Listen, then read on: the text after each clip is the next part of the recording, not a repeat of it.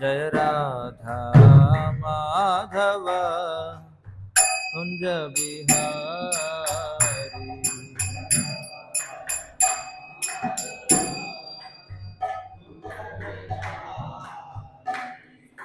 गोपी जन वल्लभ गिरिवरधारी।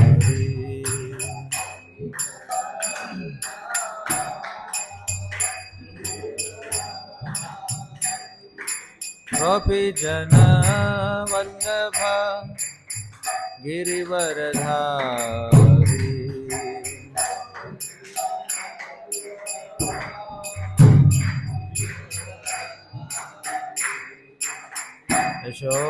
यशोदनंदन व्रज जनरंजन।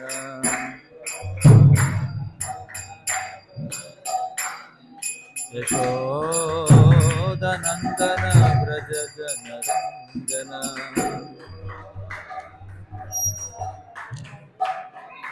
यामुनतीरवनचारी।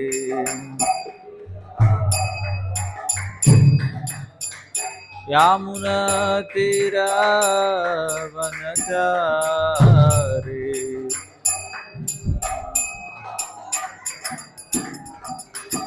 जय राधा माधव कुंज बिहारी।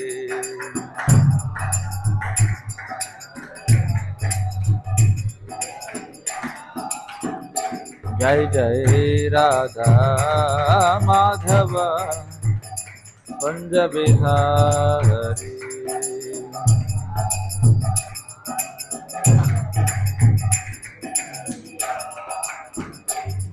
गोपी जन वल्लभ गिरिवरधारी।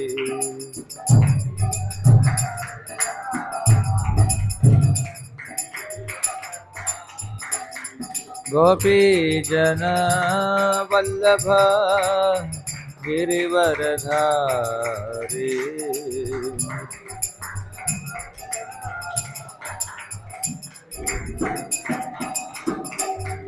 यशोदनंदन व्रज जनरंजन।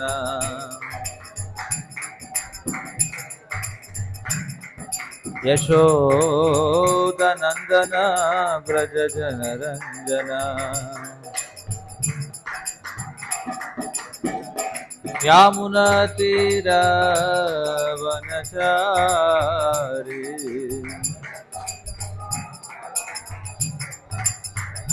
यामुनतीरवनचारी।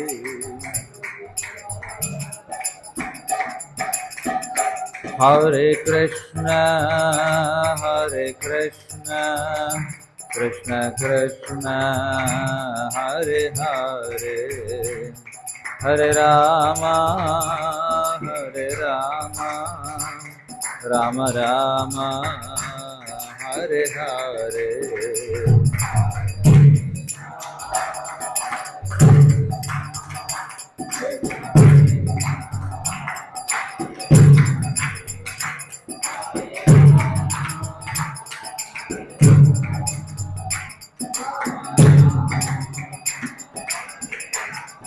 हरे कृष्ण कृष्ण कृष्ण हरे हरे। हरे राम राम राम हरे हरे।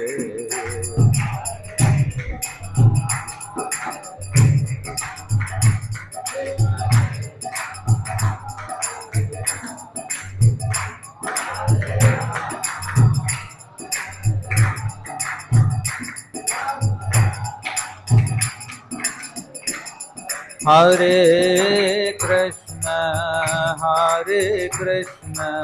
कृष्ण कृष्ण हरे हरे। हरे Ram Ram Ram Hare Hare.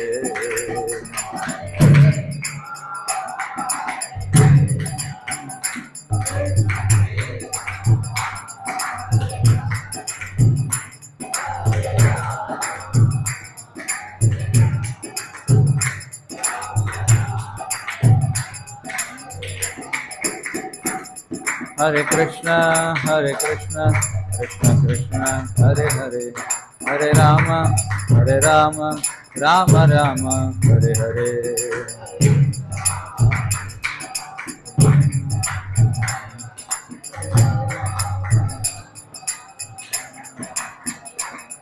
Hare Krishna, Krishna Krishna, Hare Hare, Hare Rama, Rama Rama, Hare Hare.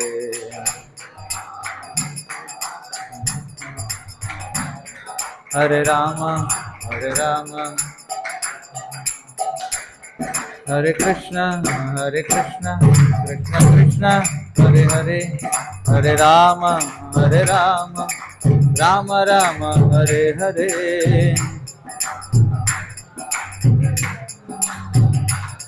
Hare Rama,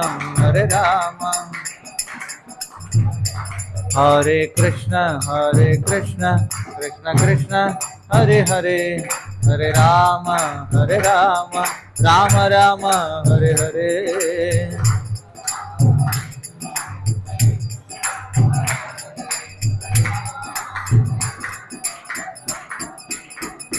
Hare Krishna, Krishna Krishna, Hare Hare, Hare Rama, Rama Rama, Hare Hare.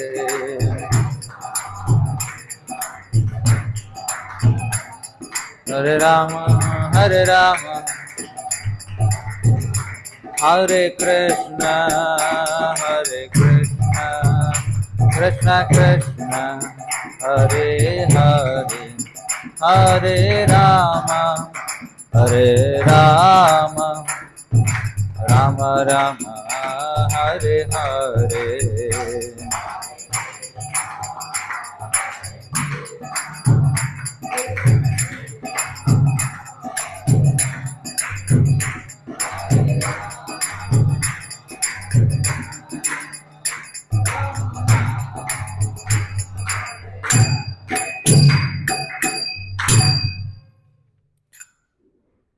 जय ओम विष्णुपाद परमहंस परिव्राजकाचार्य स्तोत्र शतश्री श्रीमद् भक्ति वेदांत स्वामी श्रील प्रभुपाद की जय। ग्रंथराज श्रीमद् भागवतम की जय।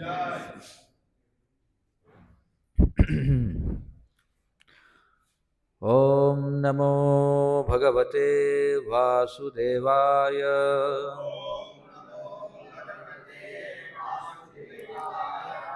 ओम नमो भगवते वासुदेवाय।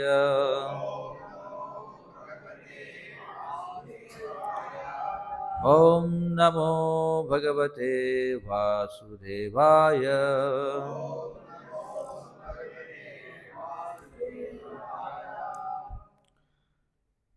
శ్రీమద్భాగవతం మొదటి స్కందం 2వ అధ్యాయం 6వ శ్లోకం పదపాఠం. సహ వై పుంసాం పరః ధర్మః యతః భక్తిః అధోక్షజే అహైతుకీ అప్రతిహత యయా ఆత్మా సుప్రసీదతి సవై పుంసాం పరో ధర్మో యతో భక్తిరధోక్షజే అహైతుక్యప్రతిహత యయాత్మా సుప్రసీదతి సవై పుంసాం పరో ధర్మో యతో భక్తిరధోక్షజే అహైతుక్యప్రతిహత యయాత్మా సుప్రసీదతి సవై పుంసాం పరో ధర్మో యతో భక్తిరధోక్షజే అహైతుక్యప్రతిహత యయాత్మా సుప్రసీదతి.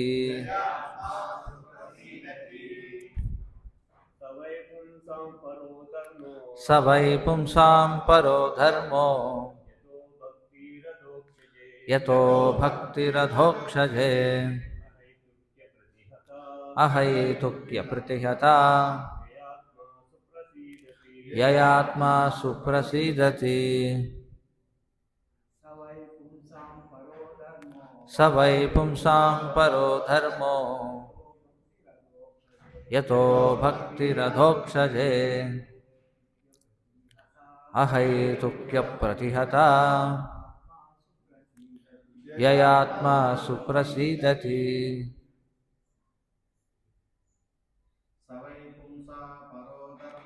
స వై పుంసాం పరో ధర్మో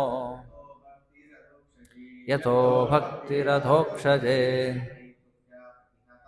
అహైతుక్య ప్రతిహత యయాత్మా సుప్రసీదతి. మాతాజీలు ఎవరైనా చదువుతారా? స వై పుంసాం పరో ధర్మో యతో భక్తిరధోక్షజే అహైతుక్య ప్రతిహత యయాత్మా సుప్రసీదతి.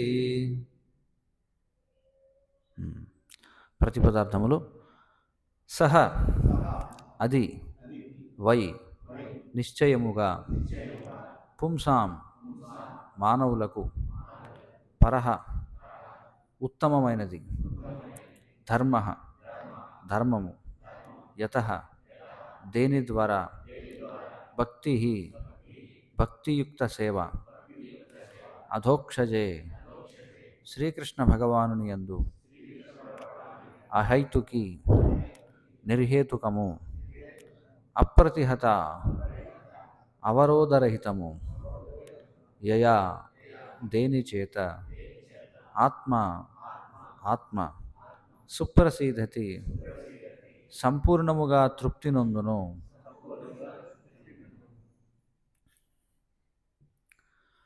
అనువాదం మరియు భాష్యము: కృష్ణ కృపామూర్తి శ్రీ శ్రీమద్ చరణారవింద భక్తి వేదాంత స్వామి శ్రీల ప్రభుపాద ఇస్కాన్ సంస్థాపకాచార్య. అధోక్షజుడైన శ్రీకృష్ణ భగవానుని పట్ల ప్రేమపూర్వక భక్తియుత సేవను కలిగింపజేసేదే మానవుల పరమధర్మమై ఉన్నది. ఆత్మ యొక్క పూర్ణ సంతృప్తి కోసం అలాంటి భక్తియుత సేవ నిర్హేతుకము మరియు అవరోధరహితమై ఉండాలి. భాష్యం: ఈ శ్లోకంలో శ్రీ సూత గోస్వామి నైమిషారణ్య ఋషుల మొదటి ప్రశ్నకు సమాధానమిస్తున్నాడు. పతిత జనులు లేదా జనసామాన్యము అర్థం చేసుకుని సులభంగా గ్రహించే విధంగా సర్వశాస్త్రములను సంగ్రహపరిచి వాటిలో ముఖ్యమైన విషయాన్ని తెలియజేయమని ఋషులు శ్రీ సూత గోస్వామితో పలికారు. వేదాలు 2 విధాలైన ధర్మాలను మానవులకు ఉపదేశిస్తున్నాయి. అందులో ఒకటి ప్రవృత్తి మార్గము కాగా రెండవది నివృత్తి మార్గం. ఒకటి భోగానుభవ మార్గము కాగా రెండవది భోగ త్యాగ మార్గం. ఈ రెండింటిలో భోగ మార్గము అధమమైనది అయ్యుండగా దివ్య కారణము కోసం ఉన్నట్టి త్యాగ మార్గము ఉన్నతమైనది. వాస్తవానికి జీవుని భౌతిక స్థితి అనేది రోగగ్రస్తమైనటువంటి స్థితి. నిత్యత్వము, ఆనందము మరియు సంపూర్ణ జ్ఞానములను కలిగి ఉండే ఆధ్యాత్మిక స్థితియే జీవుని వాస్తవ స్థితి. కానీ దీనికి భిన్నంగా భౌతిక స్థితి తాత్కాలికము, మోహగ్రస్తము, దుఃఖపూర్ణమై ఉంది. ఎలాంటి ఆనందము దానిలో లేదు. అటువంటి భౌతిక స్థితిలో క్లేశములను తొలగించడానికి వృధా ప్రయత్నాలు జరపబడుతూ ఉంటాయి. ఆ విధంగా చేయబడే ప్రయత్నాల వలన కలిగే క్లేశముల తాత్కాలిక ఉపశమనము మిథ్యాభావంలో ఆనందముగా భావించబడుతూ ఉంది. కనుకనే తాత్కాలికము, దుఃఖపూర్ణము, మోహమయము అయిన ప్రవృత్తి మార్గము అధమమైనది మరియు తక్కువైనది. కానీ శ్రీకృష్ణ భగవానునికి చేయబడే మనిషి యొక్క సచ్చిదానందమయ జీవనానికి తీసుకుపోయే భక్తియుత సేవయే పరమధర్మమని పిలువబడుతుంది. కానీ అలాంటి భక్తియుత సేవ అధమమైన ప్రవృత్తి మార్గముతో మిశ్రితమైనప్పుడు కలుషితమవుతూ ఉంటుంది. ఉదాహరణకి, భౌతిక లాభం కోసం భక్తియుత సేవను చేపట్టడం అనేది ఖచ్చితముగా నివృత్తి మార్గంలో గొప్ప అడ్డంకి లాంటిది. రోగగ్రస్త స్థితిలో ఇంద్రియ భోగాన్ని పొందాలనే భావము కన్నా పరమశ్రేయస్సు కొరకై త్యాగము లేదా నిగ్రహం అనేది ఖచ్చితముగా ఉన్నతమైనది. వాస్తవానికి ఇంద్రియ భోగానుభవము ఖచ్చితంగా రోగ లక్షణములను వృద్ధి చేస్తూ రోగగ్రస్త స్థితిని పొడిగించగలదు. కనుక శ్రీకృష్ణ భగవానునికి చేసే భక్తియుత సేవ అత్యంత పవిత్రంగా ఉండాలి. కించిత్తు కూడా దాని యందు భోగాభిలాష ఉండకూడదు. కనుక ప్రతి ఒక్కరూ మానవుల పరమధర్మమైన కృష్ణ భక్తిని ఎటువంటి అనవసరమైన కోరికలు, కామ్యకర్మలు, తాత్విక కల్పనలు లేకుండా స్వీకరించాల్సి ఉంది. ఇదొక్కటే మనిషికి శ్రీకృష్ణుని భక్తియుత సేవలో దుఃఖమును పోగొట్టడానికి తోడ్పడుతుంది. మనుగడకు కారణభూతమైన దాన్నే ధర్మముగా నిర్వహింపవచ్చును. కాబట్టి ఇక్కడ ధర్మం అనే పదము ఆ భావములో తెలుపబడింది. జీవుని విషయంలో అతని అస్తిత్వము ఏ విధముగా, అతని కర్మలు, జీవుని విషయంలో అతని మనుగడ ఏ విధముగా, అతని కర్మలు శ్రీకృష్ణ పరములుగా నిర్వహింపబడుతున్నాయనే విషయంపై ఆధారపడి ఉంటుంది. సర్వజీవులకు శ్రీకృష్ణుడే మూలాధారమై ఉన్నాడు. వాస్తవానికి శ్రీకృష్ణుడే సర్వాకర్షకుడు. అతడు నిత్యమైన వారిలో నిత్యమైనటువంటి వాడు. ఆధ్యాత్మిక స్థితిలో ప్రతి జీవుడు ఒక నిత్య రూపమును కలిగి ఉన్నాడు. అట్టి నిత్య జీవులందరికీ శ్రీకృష్ణుడే పరమాకర్షకుడు. శ్రీకృష్ణుడు పూర్ణుడు కాగా మిగిలినవన్నీ అంశమాత్రములై ఉన్నాయి. వారి మధ్య గల సంబంధము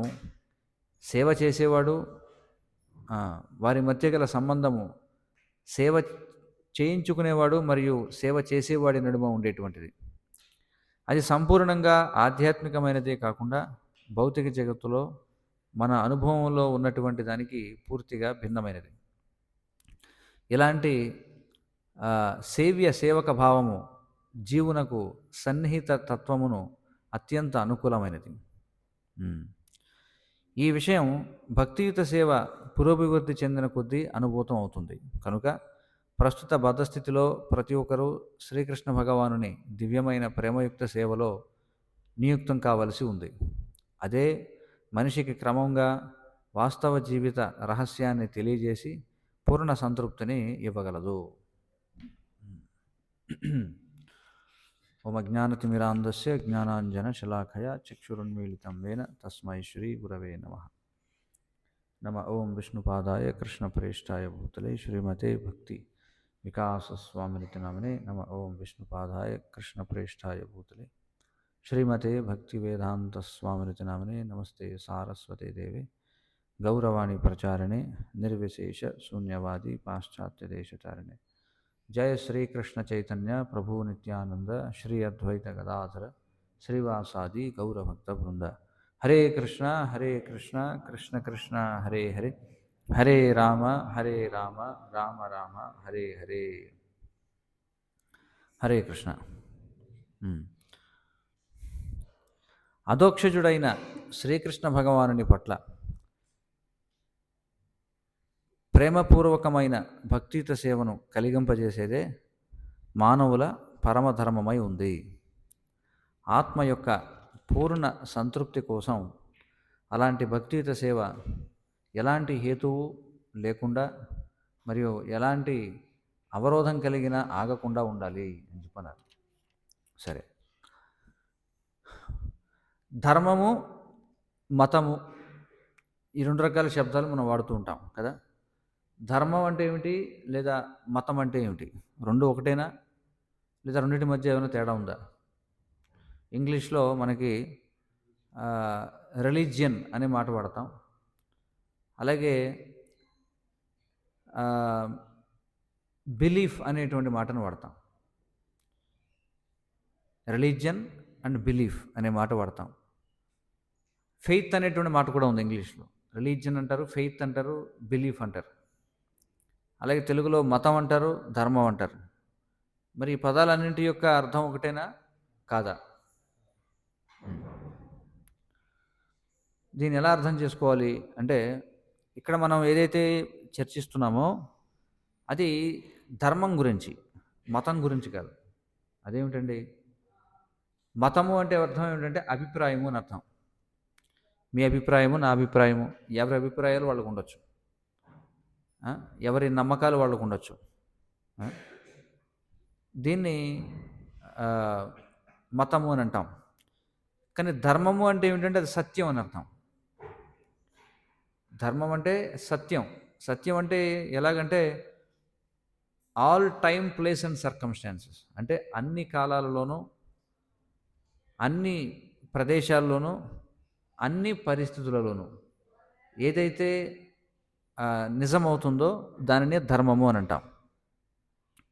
అర్థమైంది కదా? ధర్మం అంటే ఏమిటి నిర్వచనం? అన్ని కాలాల్లోనూ, అన్ని ప్రదేశాల్లోనూ, అన్ని పరిస్థితులలోనూ ఏదైతే సత్యమో దానినే ఏమంటాం? ధర్మము అని చెప్పి అంటాం. వాస్తవానికి ధర్మం అనే పదానికి ఇంగ్లీష్లో ఈక్వివాలెంట్ వర్డ్ లేదనమాట. అంటే ఇంగ్లీష్లో దానికి సమానమైనటువంటి పదం ఇది కూడా లేదు. ఇంగ్లీష్లో వాళ్ళు రిలీజియన్ అనే మాటను వాడుతుంటారు. కానీ ఈ రిలీజియన్ అనే పదం అనేది, religion is not equal to ధర్మ. చూడండి, అసలు ధర్మాన్ని డిఫైన్ చేయగలిగే పదాలు ఇవి కూడా ఇంగ్లీష్లో లేవు. మొట్టమొదటి విషయం. ఓకే, ఇక్కడ మనం భాగవతంలో మనం చర్చించేది దేని గురించి అంటే ధర్మం గురించి అనమాట. అంతేగాని ఇది ఏదో ఒక కాలానికి మాత్రమే, ఏదో ఒక ప్రదేశానికి మాత్రమే, లేదా ఏదో కొన్ని పరిస్థితులకు మాత్రమే వర్తించేటువంటి వాటి గురించి కాదు. అదే తేడా. ఓకే, కాబట్టి ఇక్కడ ఏం చెప్తున్నారంటే అత్యున్నతమైన ధర్మం ఏమిటి అని చెప్పి అంటున్నారు. మరి ఇంగ్లీష్లో చెప్పాలంటే హైయెస్ట్ రిలీజియన్, ఎందుకంటే మరి లేదు కదా, పదం ఏది లేదు. ఈక్వాలెంట్ అంటే దానికి సమానమైనటువంటి పదం ఇంగ్లీష్లో లేదు కాబట్టి హైయెస్ట్ రిలీజియన్ ఏది అని చెప్పి మనం చెప్తున్నాం, అడుగుతున్నాం అనమాట. మతాలు అనేకమైనటువంటి ఉన్నాయి కదా, కానీ మరి ఏది ఉన్నతమైంది అది ఈ శ్లోకంలో డిస్కస్ చేస్తున్నారనమాట. What is the highest religion, అత్యున్నతమైనటువంటి ధర్మం ఏది అనే దానికి ఇక్కడ డెఫినేషన్ ఇచ్చారు, నిర్వచనం ఇచ్చారు. ఏమని ఇచ్చారంటే అధోక్షజుడైన శ్రీకృష్ణ భగవానుని పట్ల అని చెప్పన్నారు. అధోక్షజుడు, ఈ పదాన్ని మనం అర్థం చేసుకోవాలి. మనకి సంస్కృతంలో అక్షరాలు ఆ నుండి క్ష వరకు ఉంటాయి. ఆ అనేది మొదటి లెటర్ అయితే క్ష అనేది చివరి లెటర్ అనమాట. ఆ నుండి క్ష వరకు ఉన్న అక్షరాలు ఏవైతే ఉన్నాయో వాటి చేత వివరింపబడనివాడు అని చెప్పి. అంటే మన అక్షరాలు ఏవి కూడా భగవంతుణ్ణి డిఫైన్ చేయలేవు అన్నమాట. చూడండి, భగవంతుణ్ణి ఎక్స్ప్లెయిన్ చేయలేవు, అంటే సరిపోవు అన్నమాట, మన అక్షరాలు సరిపోవు. అందుకే అధోక్షజ అంటే అర్థం ఏంటంటే ఆ నుండి అక్ష వరకు పుట్టినటువంటి పదాలు ఏవైతే ఉన్నాయో, ఆ నుండి అక్ష వరకు ఉన్న అన్ని అక్షరాలతో మీరు ఎన్ని రకాల పదాలను తయారు చేయగలరో అన్ని రకాల పదాల చేత డిఫైన్ చేయబడినటువంటి వాడు ఎవరైతే ఉన్నాడో అతన్నే ఏమంటారు? అధోక్షజుడు అనేదానికి అర్థం అన్నమాట. మరొక అర్థం ఏంటంటే అధోక్షజుడు అంటే అక్ష అంటే కళ్ళు అని. ఇక్కడ కళ్ళు అంటే ఇక్కడ అర్థం ఏంటంటే మన సెన్సెస్, ఏదైతే నాలెడ్జ్ ఎక్వైరింగ్ సెన్సెస్ అంటే జ్ఞానేంద్రియాలు ఏవైతే ఉన్నాయో. జ్ఞానేంద్రియాలు అంటే ఏమిటి? ఏ ఇంద్రియాల ద్వారా మనం జ్ఞానాన్ని పొందుతాం? కళ్ళ ద్వారా పొందుతాం, ముక్కు ద్వారా పొందుతాం, నాలుక ద్వారా పొందుతాం, చెవుల ద్వారా పొందుతాం, అలాగే స్కిన్, చర్మం ద్వారా పొందుతాం. ఓకేనా? కానీ ఈ ఐదింటి ద్వారా కూడా తెలియబడని వాడు అని చెప్పి అన్నారు. సాధారణంగా మనం చూడండి, ప్రతిదానికి చూడడం అనే పదాన్ని వాడతాం మనం. ఇప్పుడు ఎవరైనా తలుపు తట్టారనుకోండి, టక్ టక్ టక్ మని, ఎవరు వచ్చారో చూడండి అని చెప్పంటారు. లేదా ఒక మనిషి ఏమంటాం, ఇగో అక్కడ ఏదో శబ్దం వస్తుంది చూడండి అంటాం, అంటామా లేదా చూడండి అని. కానీ శబ్దం దేనితో తెలుసుకుంటాం మనం? చెవులతోనా కళ్ళతోనా? చెవులతో. కానీ వాడుకలో మాత్రం ఏమంటాం? ఏదో శబ్దం వస్తుంది చూడండి అంటాం, లేదా దీన్ని రుచి చూడండి అంటాం. కానీ వాస్తవానికి రుచిని దేనితో? కళ్ళతో చూస్తామా? లేదు, నాలుగుతో చూస్తాం. కానీ అక్కడ వ్యవహారికంగా ఏం వాడతాం పదాన్ని? చూడండి అని అంటాం మళ్ళీ. లేదా వాసన చూడండి అంటాం మళ్ళీ. వాసన దేంతో? కళ్ళతో చూస్తామా? లేదు, కళ్ళతో చూస్తాం, ముక్కుతో చూస్తాం. వేడిగా ఉందో లేదో చూడండి అంటాం. అంటే ఎలా చూస్తాం వేడిగా ఉందో లేదో? చర్మం ద్వారా చూస్తాం. కానీ ప్రతిదానికి ఏ పదం వాడుతున్నాం మనం? చూడడం అని చెప్పి అంటాం. అంటే ఇక్కడ చూడడం అంటే seeing is equal to knowing అనమాట. అంటే చూడడం అంటే తెలుసుకోవడం అనే భాషలో వాడుతున్నాం మనం. కానీ ఇక్కడ భగవంతుడిని ఏమన్నారంటే అధోక్షజ అని చెప్పి అన్నారంటే మనకున్నటువంటి జ్ఞానేంద్రియాలు ఏవైతే ఉన్నాయంటే నాలెడ్జ్ ఎక్వైరింగ్ సెన్సెస్ ఏవైతే ఉన్నాయో మన కళ్ళ ద్వారా కానీ, ముక్కు ద్వారా కానీ, నాలుగు ద్వారా కానీ, చెవుల ద్వారా కానీ, చర్మం ద్వారా కానీ తెలియబడని వాడు, అంటే అతన్ని మనం తెలుసుకోలేము అనమాట. He is beyond our senses. అతన్ని అధోక్షజుడు అని చెప్పన్నారు. ఇప్పుడు పాయింట్ ఇక్కడ డిస్కస్ చేసేది ఏంటంటే ఏది హయ్యెస్ట్ రిలీజియన్, ఏది అత్యున్నతమైనటువంటి ధర్మము అంటే, మరి ఇక్కడ మనం చెప్పుకున్నాం కదా, అధోక్షజుడు అంటే 2 రకాల డెఫినేషన్స్ చెప్పారు. అంటే ఆ నుండి అక్ష వరకు, లేదా ఇంగ్లీష్లో చెప్పాలంటే ఏ నుండి జెడ్ వరకు ఉన్న అక్షరాలతో మీరు ఎన్ని రకాల వర్డ్స్ని తయారు చేయగలరు, ఆ వర్డ్స్తో ఎన్ని రకాల సెంటెన్సెస్ తయారు చేయగలరు, అంతే కదా. అక్షరాల ద్వారా అంటే ఆల్ఫబెట్స్ అంటాం. ఈ ఆల్ఫబెట్స్ ద్వారా వర్డ్స్, పదాలను తయారు చేస్తాం. పదాల ద్వారా వాక్యాలు అంటే సెంటెన్సెస్ని తయారు చేస్తాం. సెంటెన్సెస్ ద్వారా మనం పారాగ్రాఫ్లు తయారు చేస్తాం. పారాగ్రాఫ్ల ద్వారా మనం ఒక బుక్స్ని తయారు చేస్తాం కదా. కానీ అలాంటి వాటితో మనం డిఫైన్ చేయలేమంట భగవంతుడు. అలాంటి భగవంతుడి పట్ల ప్రేమపూర్వకమైనటువంటి భక్తియుత సేవను కలిగింపజేసేదే. చూడండి, ప్రేమపూర్వకమైన భక్తియుత సేవ అంటే ఏమిటి? ప్రేమ అంటే ఈ ప్రేమ అనేది చూడండి చాలాసార్లు అంటారు ప్రేమ గుడ్డిది అంటారు, లవ్ ఈజ్ బ్లైండ్ అంటారు కదా. ఎందుకని అలా అంటారు? ప్రేమ గుడ్డిది అని సాధారణంగా ఎందుకని అలా అంటారంటే, మనం ఈ మెటీరియల్ వరల్డ్లో మనం చూస్తే, ఈ భౌతిక ప్రపంచంలో అంటే ఇద్దరు వ్యక్తులు ఏ కారణం చేత ఆకర్షితులు అవుతారో దానికి ఒక లాజిక్ అనేది ఉండదన్నమాట. చూడండి, అర్థమవుతుంది కదా. ఒక ఇద్దరు వ్యక్తుల మధ్య ఆకర్షణకి ఎప్పుడైతే లాజిక్ అనేది ఉండదో, అంటే వారు ఎందుకోసం అట్రాక్ట్ అవుతున్నారో ఒకరి పట్ల ఒకరు, దాంట్లో ఏమీ అంటే మనం మానిటరీగా ఫైనాన్షియల్గా చూస్తే అందులో ఏమీ లెక్కలు తేలవు. అలాంటి దాన్ని మనం ఏమంటామంటే బ్లైండ్ అని చెప్పి అంటాం. చూడండి, కానీ వాస్తవానికి ఇక్కడ ప్రేమ అంటే అర్థం ఏమిటి అంటే ఏ విధమైన ప్రతిఫలాన్ని ఆశించకుండా చేసేదాన్ని ప్రేమ అని చెప్పి అంటారు. అర్థమైంది కదా. ఏ విధమైనటువంటి